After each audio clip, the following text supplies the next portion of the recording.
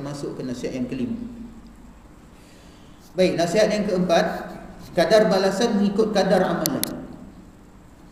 Wahai anakku yang tercinta, selama mana engkau tidak beramal, maka selama itulah engkau tidak mendapat pahala. Diriwayatkan bahawa ada seorang lelaki dari kalangan Bani Israel yang telah beribadat selama 70 tahun lamanya. Lalu Allah Ta'ala mahu menunjukkan keadaannya ini kepada para malaikat. Maka Allah Ta'ala mengutuskan kepadanya seorang malaikat yang memberitahu bahawa walaupun ia telah beribadat 70 tahun lamanya, namun ia masih belum layak untuk masuk ke dalam syurga.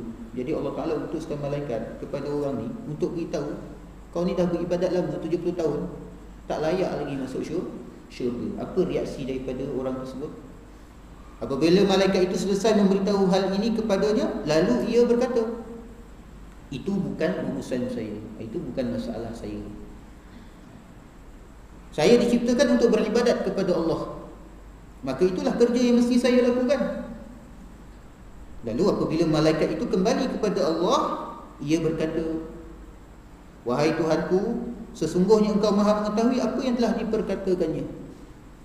Mana malaikat tak perlu nak sebut, Allah Ta'ala telah maha tahu dah apa yang disebutkan oleh hamba-Nya. Lalu Allah Ta'ala berfirman, apabila hamba-Ku itu tidak berpaling daripada beribadat kepadaku, maka aku membalasnya dengan kemurahanku. Aku juga tidak akan berpaling daripadanya. Wahai para malaikatku, bersaksilah kamu semua bahawa aku telah mengampuni akan segala dosa. Jadi orang ni memang dia betul-betul beribadat ikhlas kerana Allah Subhanahu Taala. Jadi bila malaikat beritahu kepada dia bahawa kamu ni tak layak masuk syurga walaupun dah beribadat selama 70 tahun, dia kata itu bukan masalah saya. Saya diciptakan oleh Allah Ta'ala untuk beribadat. Itu kerja yang saya kena buat. Tentang Allah Ta'ala nak balas, tak balas, itu bukan urusan saya, itu urusan Allah. Dia buat ibadat hanya kerana melaksanakan perintah Allah Subhanahu wa Ta'ala. Seolah-olah Allah Subhanahu wa Ta'ala nak menunjukkan keistimewaan lelaki ini terhadap para malaikat. Bukan Allah Ta'ala tak tahu niat orang tu, tahu. Tapi sengaja Allah Ta'ala hantarkan malaikat tadi ini kepada lelaki tersebut untuk menunjukkan apa istimewanya yang tersembunyi dalam hati lelaki ini, iaitu keikhlasan. Sebab tu ikhlas ni benda yang bersifat rahsia, benda yang kita tak tahu. Al-ikhlasu sirrun min asrari awda'tuhu fi qalbi man ahbabtuhu min ibadi. Ikhlas ni dalam sebuah hadis kursi menyebutkan, ikhlas inilah rahsia daripada rahsiaku. Firman Allah Ta'ala dalam hadis kursi tersebut, Auda'tuhu fi qalbi man ahbabtuhu min ibadi. Aku letakkan keikhlasan itu dalam hati orang yang aku cintai dalam kalangan hamba-Ku. Maknanya bukan semua orang yang disebut hamba Allah Ta'ala dapat ikhlas tu. Pertama kita tahu ikhlas tu kurnia Allah. Sebab tu ikhlas tu kita usahakan, tetapi kesudahannya yang mengurniakan ikhlas tu ialah Allah Subhanahu Wa Ta'ala. Dan Allah Ta'ala kurniakan ikhlas itu kepada hamba-hambanya yang dicintai. Dalam hadis qudsi yang panjang, yang sahih disebutkan dalam Sahih Bukhari, dia disebutkan. Begitu juga dalam Matan Arba'in Nawawiyah, tuan-tuan pun boleh rujuk tentang bagaimana Allah Ta'ala menyifatkan seorang wali Allah itu. Allah sebut, man adali waliyan faqad adantuhu bil harbi. Barang siapa yang menyakiti kekasihku, waliku, maka aku isytiharkan perang terhadapnya. Man azali waliyan, maksudnya barang siapa yang menyakiti aku pada waliku. Maknanya dengan menyakiti wali Allah, artinya dia telah menyakiti Allah Subhanahu wa Ta'ala. Maka Allah Ta'ala isytiharkan perang terhadap orang tersebut. Ada 3 benda yang Allah Ta'ala isytihar perang dalam hadis kursi tersebut, iaitu berkaitan dengan memerangi ataupun membenci, memusuhi wali Allah. Kemudian yang kedua, mengamalkan riba. Dan surah Baqarah cerita. Kemudian orang yang melakukan kerosakan di muka bumi dengan melakukan rompakan, dengan melakukan jenayah, keganasan dan sebagainya, itu termasuk juga memerangi Allah Subhanahu wa Ta'ala. Jadi sifat wali Allah Ta'ala yang Allah Ta'ala kata dia mengerjakan, dalam hadis kursi itu, dia mengerjakan apa yang paling dicintai oleh Allah Subhanahu wa Ta'ala. Apa dia amalan yang paling Allah Ta'ala cinta? Amalan yang Allah Ta'ala fardukan. Itu yang kita kena faham. Buat amalan yang difardukan, kerana itulah yang paling Allah Ta'ala cintai. kita pun tahulah apa-apa kefarduan yang Allah Ta'ala telah sampaikan kepada kita. Buat benda tu, maknanya kita buat benda yang paling Allah Ta'ala cintai. Kemudian dia tidak sahaja cukup dengan amalan fardu tersebut, sebaliknya dia menambahkan lagi ibadahnya kepada Allah Subhanahu Wa Ta'ala dengan menambah amalan yang sunat-sunat, sehingga akhirnya Allah Ta'ala jadi sayang dan kasih kepadanya. Allah Ta'ala jadi sayang dan kasih kepadanya.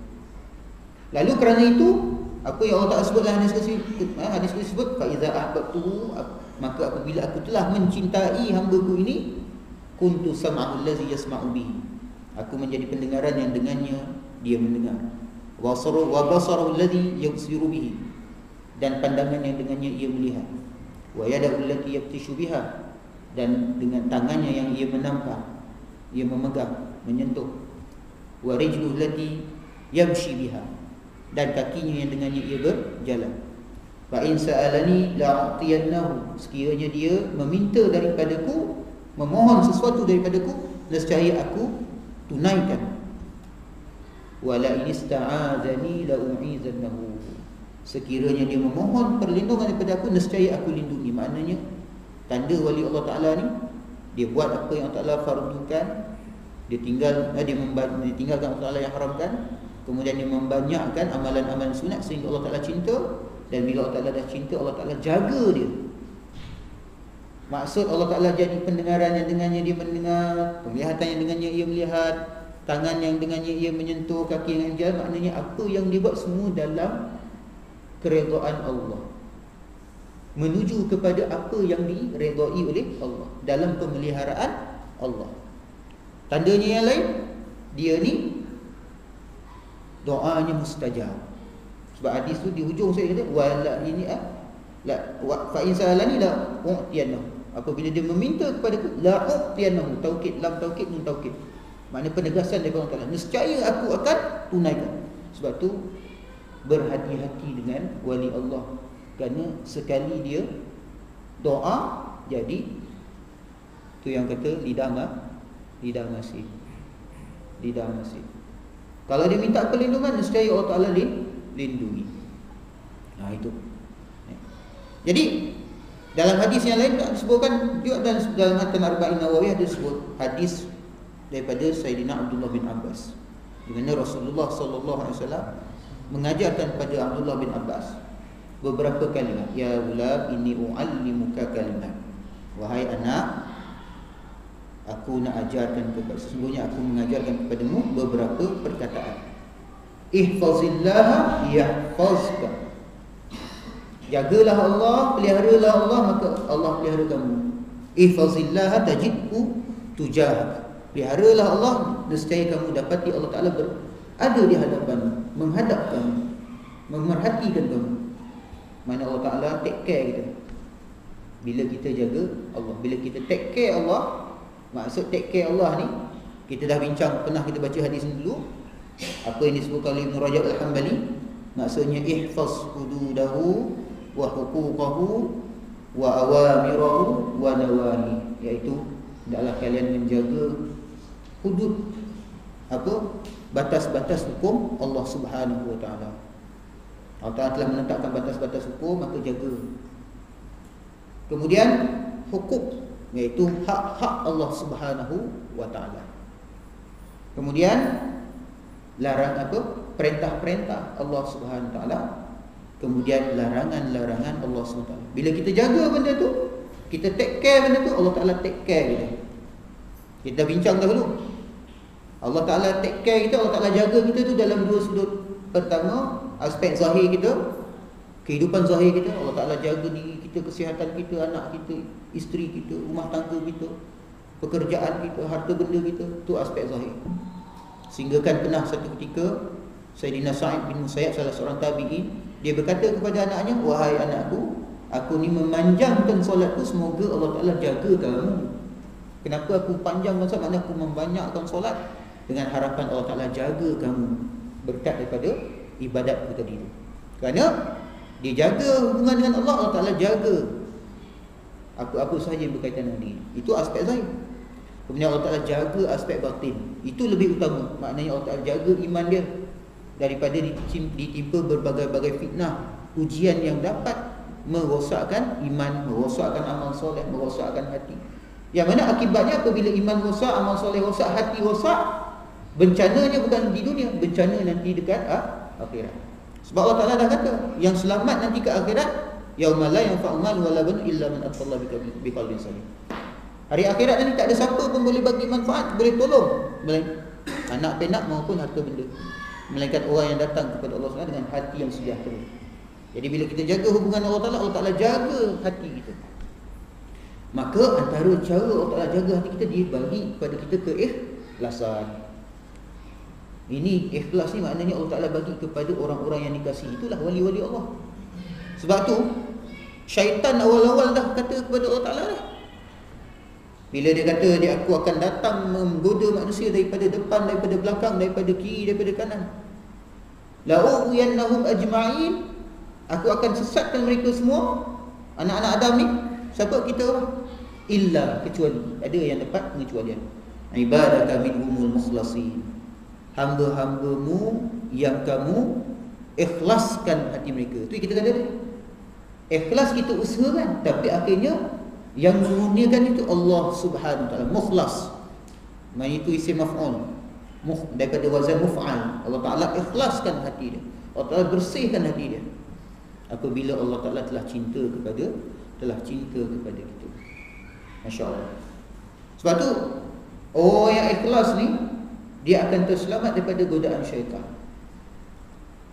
Allah Ta'ala sebut dalam Al-Quran,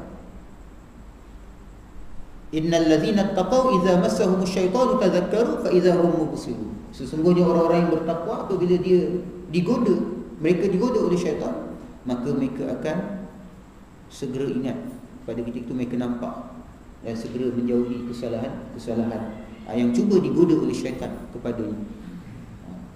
Jadi sebab tu kita tengok lelaki ini Allah Subhanahu Wa Taala telah membalas keikhlasan dia dengan satu balasan yang sangat hebat, di mana Allah Ta'ala berkata kepada para malaikat, bersaksilah wahai para malaikatku bahawa aku telah mengampuni akan segala dosa ni. Apakah nikmat yang paling besar tuan-tuan, kalau tidak Allah Ta'ala hapuskan segala dosa kita? Sebab manusia ni tak pernah lekang daripada dosa dan kesalahan, kecuali para anbiya alaihi wassalatu wassalam. Kita ni manusia biasa, sehari mesti ada dosa yang kita buat. Macam mana kita jaga pun mesti ada sikit-sikit kegelinciran. Tapi tiba-tiba Allah Ta'ala katakan keikhlasan ibadat, aku ampunkan semua dosa. Yang pasti orang ni dia bukan daripada jenis yang berangan-angan akan rahmat Allah Ta'ala. Kenapa? Kerana lelaki ni orang yang tekun beribadat. Dia tekun beribadat. Sebab tu Ibn Athaillah Sekandari rahimahullah, dia sebut, apa maksud kita raja, kita harap kepada Allah Subhanahu Wa Taala? Kata Ibn Athaillah, ar-raja ma qaranahu al-amal wa illa fa huwa umniyah. Wa hiya umniyah. Maksudnya apa? Raja tu ataupun harap kepada Allah tu mesti disertakan dengan amalan. Kalau tak ada amalan, hanya harap saja, tak ada amalan, maka itu hanyalah angan-angan. Jadi pemuda ni ataupun lelaki ni, dia nak dapat satu kurnia besar berupa keampunan daripada Allah Subhanahu Taala, itu bermula dengan ibadat yang dikerjakan dengan ikhlas. Lalu Allah Taala hapuskan dosa-dosa. Ibarat macam mana tuan-tuan, kalau kita ni berhutang. Tiba-tiba tak apa, agaknya kita buat sikit kebaikan, lalu pemiutang tadi tu dia kata, tak apalah, kerana kau buat baik kepada aku dengan ikhlas, aku hapuskan segala hutang kau. Katalah kita hutang berjuta. Tiba-tiba dia kata, aku hapuskan segala hutang kau. Tak ada satu nikmat tuan-tuan. Jenuh tuan-tuan nak bayar ni, kena pula saman berjuta ni. Yang jenis-jenis kena saman berjuta. Lepas tu dia nak bayar pula, dia gaya buruk juga, dia nak bayar. Satu bulan potong RM1 je. Bila nak habis hutang sejuta? Ada kan, dia saja nak mengena kan, kau saman aku sejuta, satu bulan aku tak potong RM1 saja. Sampai kiamat katanya. Sampai Dajjal turun pun kiamat pun tak apa hutang tak habis. Ada kadang-kadang orang macam tu.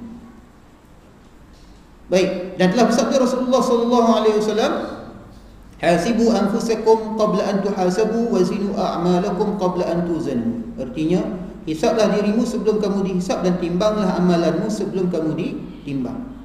Dan berkata Sayyidina Ali karramallahu wajhah. Ini yang kita baca tadi itu, hasibu anfusakum qabla an tuhasabu. Setengah mengatakan itu adalah kata-kata Sayyidina Umar bin Khattab radhiyallahu anhu. Dan berkata Sayyidina Ali karramallahu wajhah, man dhanna annahu bidunil jahdi yasilu fahuwa mutamannin, wa man dhanna annahu bibadlil jahdi yasilu fahuwa mustaghnin. Ini kita kena faham tu. Apa kata Sayyidina Ali? Siapa yang menyangka bahawa tanpa usaha ia akan dapat masuk ke dalam syurga, maka orang itu hanya berangan-angan saja. Kita dah sebut tadi, dia berangan-angan saja. Ibadat tidak, taubat tidak, dosa buat, kemudian diharap masuk syurga. Ini hanya berangan-angan saja. Dan siapa yang menyangka bahawa hanya dengan usaha saja ia akan masuk ke dalam syurga, maka orang itu telah merasa kaya daripada rahmat Allah Ta'ala. Maknanya dia rasa dia tak perlukan Allah. Dia rasa dengan amalan dia saja sudah cukup untuk memasukkan dia ke dalam syurga.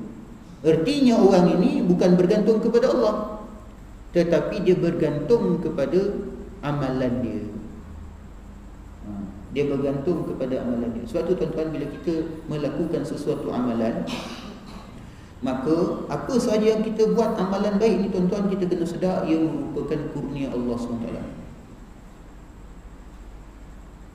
Sebab tu kalau kita lihat antara ucapan Nabi Sulaiman AS dalam doa yang disebutkan di dalam Al-Quran, dia kata, hadza min fadli rabbi liyabluwani aashkuru am akfur.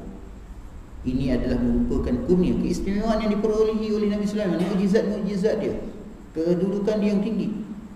Dia kata bukanlah usaha dia, tetapi hadza min fadli rabbi, ini merupakan kurnia daripada Tuhanku.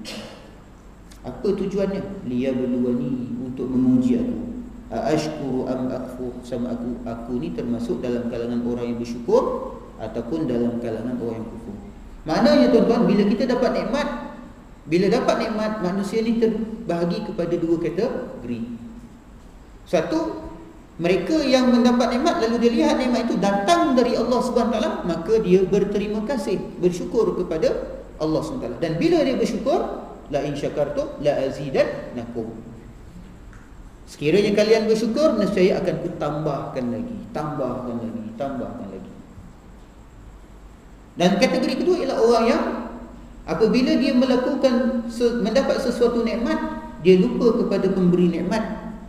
Lalu kerana itu dia tidak bersyukur, dia jadi kufur kepada nikmat-nikmat Allah Subhanahu wa ta'ala. Qul in kafartum inna azabi lasyadid. Sekiranya kalian kufur, maka sesungguhnya azabku itu sangat-sangatlah dahsyat. Jadi kita perhatikan tuan-tuan, apa pun yang kita dapat nikmat tu, maka kita lihat dia sebagai satu kurnia Allah Subhanahu wa ta'ala, lalu kita syukurilah. Nescaya Allah Ta'ala akan tambahkan lagi. Termasuklah amal-amal soleh kita. Kita kena ingat, amal soleh yang kita buat semua kurnia Allah Subhanahu wa ta'ala. Ilmu yang kita dapat itu semua kurnia Allah Ta'ala. Saya menyampaikan ilmu ni tuan-tuan, saya ni tak ada apa, kurnia Allah Ta'ala. Subhanaka la ilma lana illa ma 'allamtana innaka antal alimul hakim. Akhlak para malaikat, maha suci Engkau wahai Tuhan, la ilma lana, kami ni tak ada ilmu, illa ma 'allamtana, melainkan apa yang Kau ajarkan, apa yang Kau kurniakan. Kerana sesungguhnya Engkau tu yang maha mengetahui lagi maha bijaksana. Jadi kita ni tak ada ilmu sebenarnya, kosong. Kita ni kosong, kita keluar daripada perut ibu kita tu la ta'lamuna syai'an, kata Allah SWT. Tak tahu sesuatu pun, tak tahu satu apa benda pun. Lalu Allah Ta'ala kurniakan kepada kita ilmu. Dan bila kita syukuri nikmat ilmu, maka Allah SWT tambahkan lagi ilmu.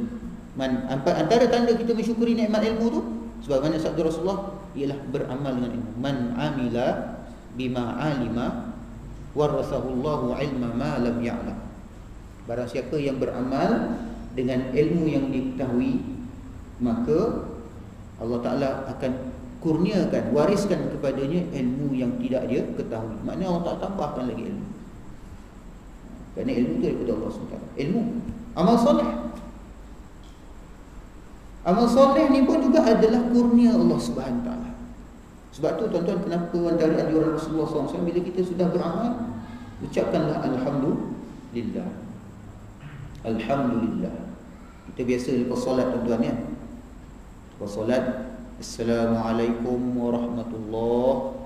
Kanan kita membaca Allahumma inni as'aluka ridhaka wal jannah. Tuhan kami, Tuhanku, aku mohonkan keredaan dan syurga-Mu.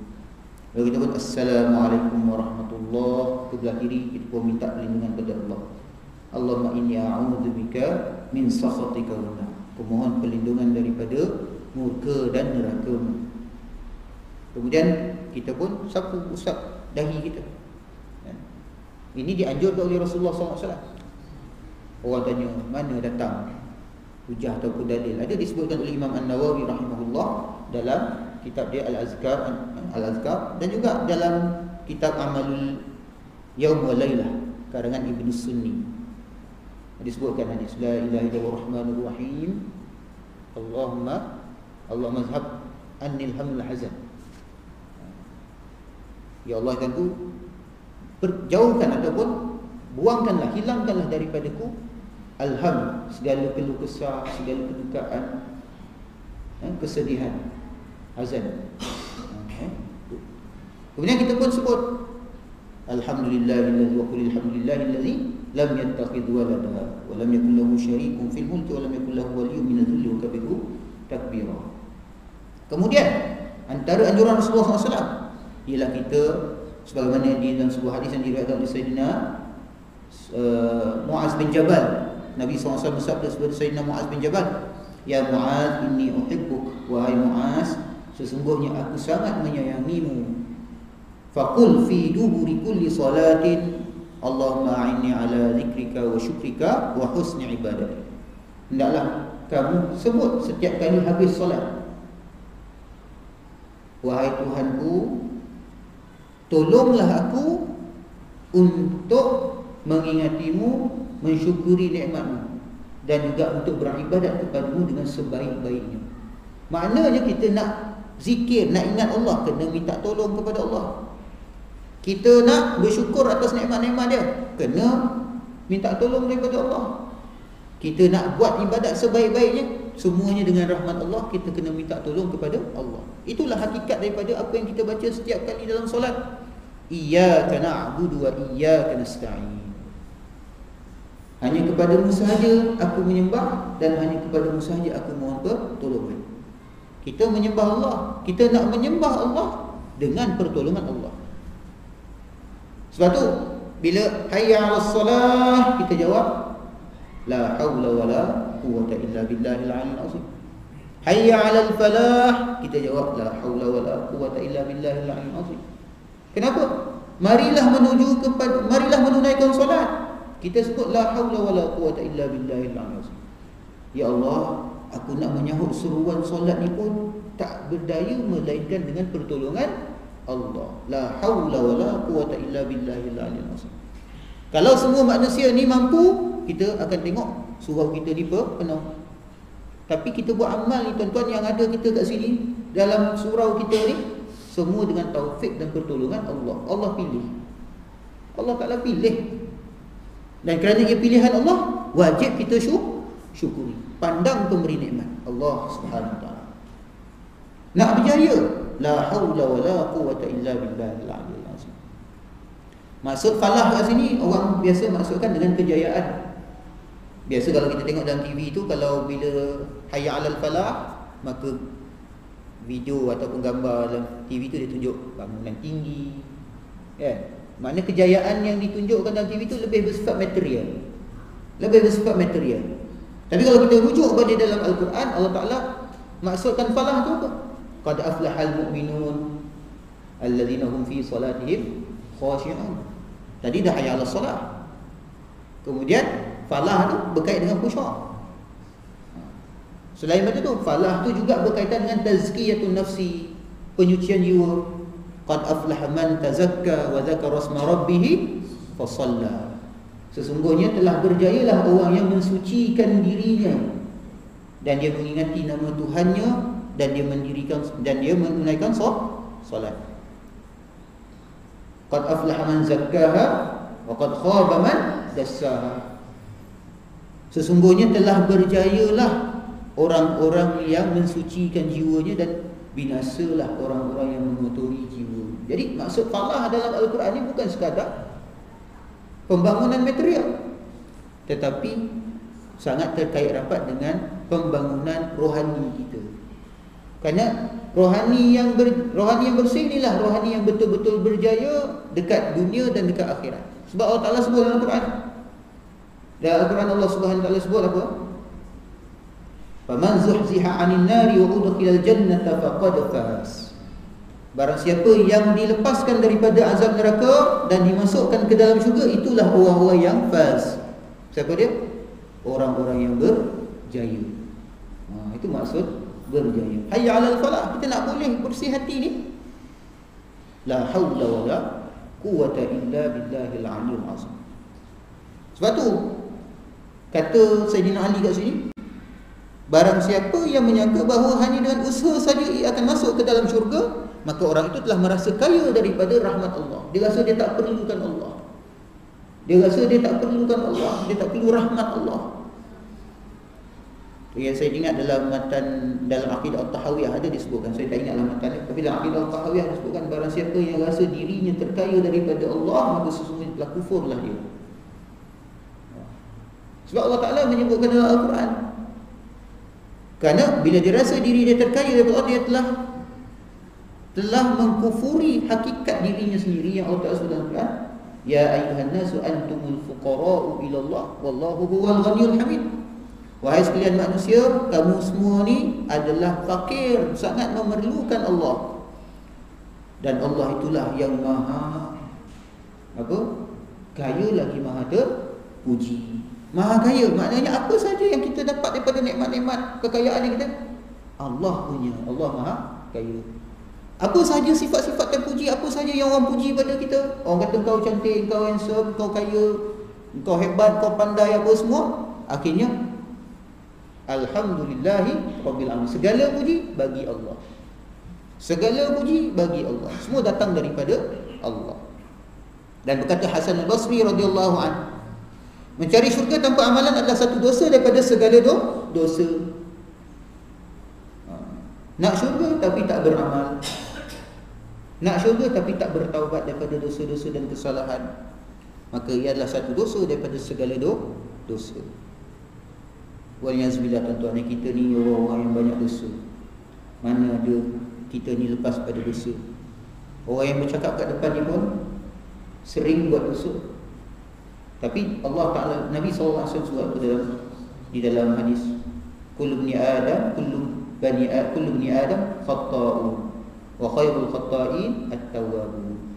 Semua anak Adam ni melakukan kesalahan, dan sebaik-baik orang yang melakukan kesalahan itu adalah orang-orang yang bertaubat.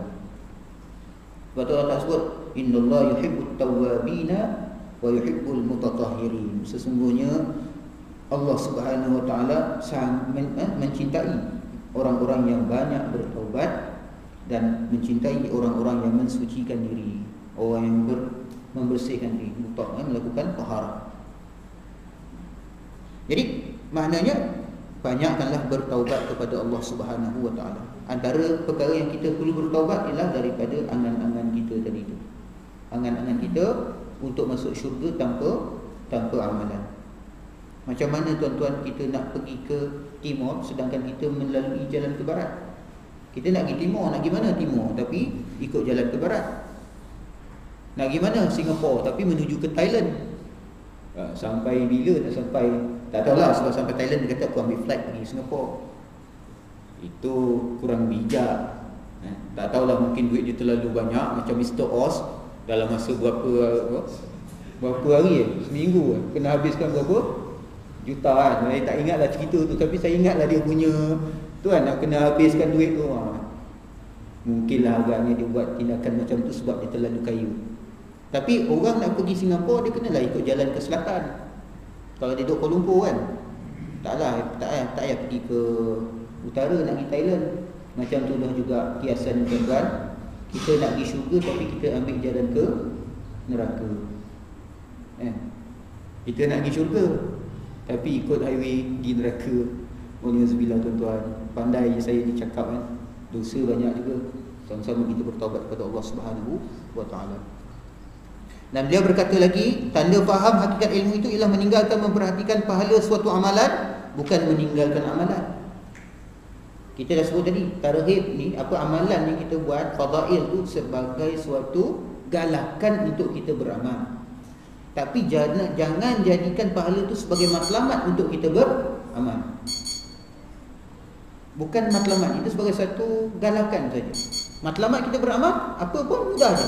Lillahi ta'ala, kerana Allah Subhanahu wa ta'ala semata-mata. Jadi tanda orang bijak, kata Hasan al-Basri, bukan dia tinggalkan amalan. Tanda orang tu ada dapat hakikat ilmu, dia bukan tinggalkan amalan. Dia beramal, tapi dia tidak pandang kepada hakikat ataupun pada pahala pada amalan tersebut. Maknanya amalan ni dia buatlah, pahala kecil ke, pahala besar ke, itu bukan urusan dia, urusan Allah. Sebab Allah Ta'ala boleh menjadikan sesuatu perbuatan yang kecil dalam pandangan kita berganda-ganda pahalanya. Dan Allah Ta'ala juga boleh untuk tidak membalas sesuatu amalan yang besar dalam pandangan kita. Boleh jadi orang tiap-tiap tahun pergi haji, satu pun yang tak mabrur. Tak ada satu pun yang mabrur. Maknanya setiap kali pergi haji, belanja besar, dia rasa Masya Allah, tapi tak ada yang mabrur. Kadang-kadang kita ni tidak memahami aulawiyat kita di dalam amal. Itu yang Syekh Yusuf Al-Qardawi disebut dalam kitab Fi Fiqhil Aulawiyat. Ada orang-orang kaya, dia mampu pergi haji setiap tahun, mampu pergi umrah beberapa kali, mungkin dalam setahun pergi umrah. Sangat kaya dia. Tetapi kalau kita fikir, maknanya kalaulah dia ambil satu sahaja daripada tambang hajinya dan juga beberapa tambang umrahnya, dia boleh membantu ramai orang miskin untuk pergi haji. Ada kisah-kisah yang kita baca, bagaimana orang tu tak pergi haji pun, tetapi kerana duit tu disedekahkan kepada orang, dia nak pergi haji tapi duit pergi haji tu dia sedekahkan kepada orang, kerana kesian dia tengok orang susah, dia dapat haji yang mabrur. Mana Allah Ta'ala boleh buat benda tu? Allah Ta'ala boleh bagi pahala yang besar kepada satu amalan yang kecil dalam pandangan kita. Kita banyak kali cerita tentang seorang wanita pelacur. Saya suka cerita ni tuan-tuan. Kenapa? Nak tunjuk bagaimana luasnya rahmat Allah Ta'ala. Seorang wanita pelacur bagi minum kepada seekor anjing. Nampak tak bagaimana Nabi SAW meletakkan cerita ni? Cerita ni cerita benar. Satu wanita pelacur, maknanya orang yang dari sudut pekerjaan, mana pekerjaan yang kecil dalam masyarakat, orang pun pandang hina. Kemudian Anjing ni pun dipandang keji oleh masyarakat. Seorang yang keji dalam pandangan masyarakat memberi minum kepada binatang yang dipandang keji dalam masyarakat hanya kerana sifat kasihan yang ada dalam hati dia. Kita tengok macam tak ada apa. Tetapi kerana itu Allah Ta'ala ampunkan dosa-dosa dia. Masya Allah. Kemudian kisah yang lain, kontra. Seorang wanita ahli ibadah, siangnya puasa, malamnya qiyam. Hebat. Ahli ibadah. Ada seekor kucing. Kucing tuan-tuan, ramai orang sayang kucing. Dia bela kucing, letakkan dalam sangkar, tak diberi makan, tak dilepaskan untuk dicari makan sendiri, sehingga kucing tu mati di dalam sangkar. Kerana itu Allah Ta'ala tak pandang habis ibadat dia, masuk dia ke dalam neraka. Bagi minum anjing kerana rasa kasihan, Allah Ta'ala tolong dia. Nampak? Sebab tu dalam hadis Nabi SAW disebutkan, la tahkiranna minal ma'rufi syai'a walau an talqa akhaka biwajhin talqin.